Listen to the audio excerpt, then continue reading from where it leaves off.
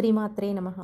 కిరీటం వైరించం పరిహరపురః కైటభవిదః కఠోరే కోటీరే స్ఖలసిజహిజం భారి మకుటం ప్రణమ్రే శ్వేతే సుప్రసభముపయాతస్య భవనం భవస్యాభ్యుత్థానే తవ పరిజనోక్తిర్విజయతే.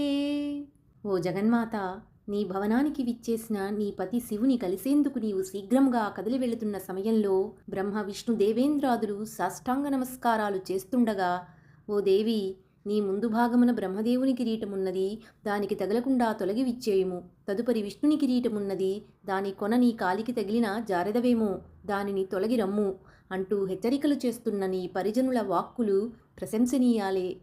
స్వదేహోద్భూతాభిర్గృణిభిరణిమాద్యాభిరభితో నిషేవ్యే నిత్యే త్వామహమితి సదా భావయతి యః కిమాశ్చర్యం తస్య త్రినయన సమృద్ధిం తృణయతో మహాసంవర్తాగ్నిర్విరచయతి నీరాజన విధిం.